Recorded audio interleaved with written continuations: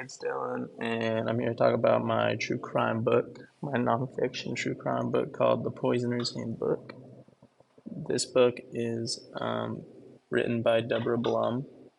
I think she won I don't know if it was a Pulitzer, but she won some important award, not for this book, but for a different one. So she's a famous author. And my quote is, "Death was an old acquaintance, but poison, that was a mystery." Um, this quote is to entice the reader, you know what I mean, and pose a mystery associated with, the different types of poisons that are used along this book. That's the cover right there. The plot overview is basically there's a book that's set in the Prohibition era, and Prohibition made like the alcohol, the consumption and the production illegal, which led to a lot of people like trying to get different methods, going to like secret clubs and stuff, trying to get some alcohol. And in that, it was a lot easier to poison someone because alcohol is already illegal. So it was in like a private place. It was, I mean, so led to a lot more poisoning. And this is about Charles Norris and Alexander Gettler trying to identify them in a bunch of important cases, um, such as the Cyanide Boys. And yeah, this book is basically just about their cases and how, like, together they made like this legacy that set the foundation for modern forensic science. Characters, as I was saying, Charles Norris. He was New York City's first chief medical examiner. He came from a wealthy family.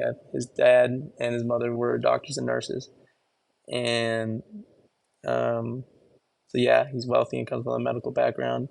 Alexander Gettler was a toxicologist, who eventually became the first forensic toxicologist in the U.S. And every chapter, I'm gonna talk a little more about this later, but every chapter has a different kind of story, different case.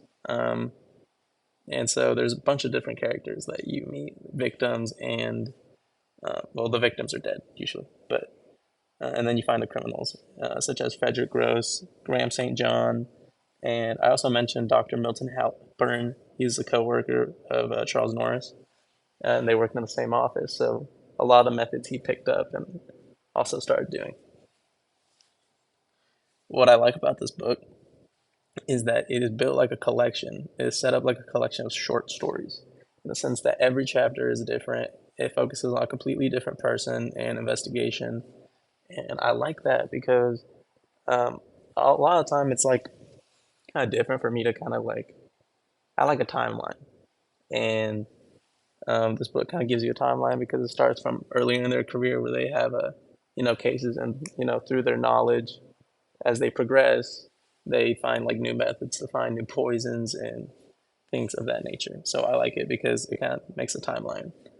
And yeah, the ending, I'm not gonna spoil it, but it's not really a spoiling kind of ending. It's more just like a conclusion.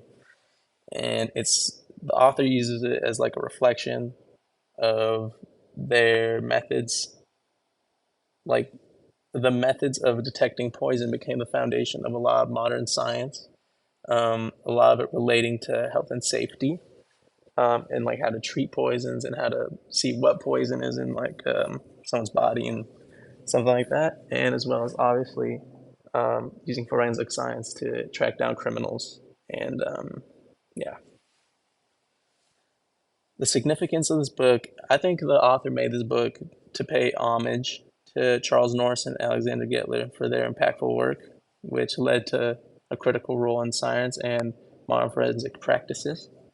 The author explains how the contributions like these are often overlooked by the general population, and it is our job to make sure that they are appreciated and remembered. Because a lot of the last chapter is the author talking, and it really is just explaining how everything that we do now, especially like police investigations, and even like how I was saying, like seeing what poison or what something toxic that could be affecting someone, how to determine which poison that is. All these things are still used today. And, these names are obviously not something that are like really time school or anything, which is fine. But, it's important to, remember that these people are important and their contributions save lives. Personal connection. Um, I would relate this kind of book to, it was pretty obvious, but I said it was like CSI, crime scene investigation, because their job is literally just looking at, crime scenes and seeing what was wrong and what happened and, who did it. Yeah, so it was pretty easy to make that distinction. And I also said it reminded me of Sherlock Holmes. And when I say that, I mean like I watched it when I was younger. I don't remember it coming out, but when I was young, I really liked the Sherlock Holmes movie with Robert Downey Jr. I thought he did a great job, and I felt it was kind of like that because it kind of has that gritty nature. And if you've ever seen that movie, it kind of has like this dark film over it, like this gray film grain. It kind of reminded me of that. Like that's how they made a movie about it. That's how I picture it. Academic response. The author uses a lot of like it does have a pretty deep vocabulary. It's not a hard book to read, but they definitely use creative words.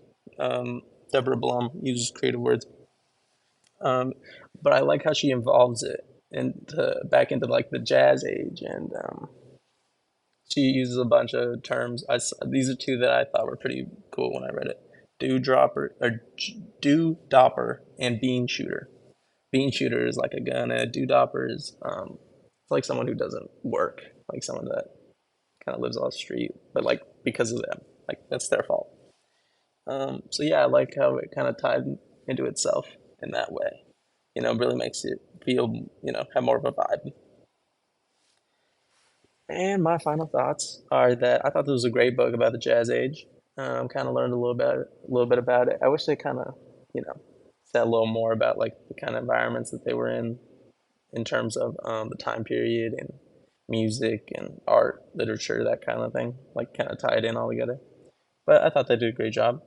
I recommend this book to anyone who is a fan of true crime, and especially if you're into science, because it involves a lot of elements to find out what poisons, because poisons are made of elements, and you know it all ties in. And I thought it was a great, interesting, captivating read for someone who's looking for a nonfiction mystery book.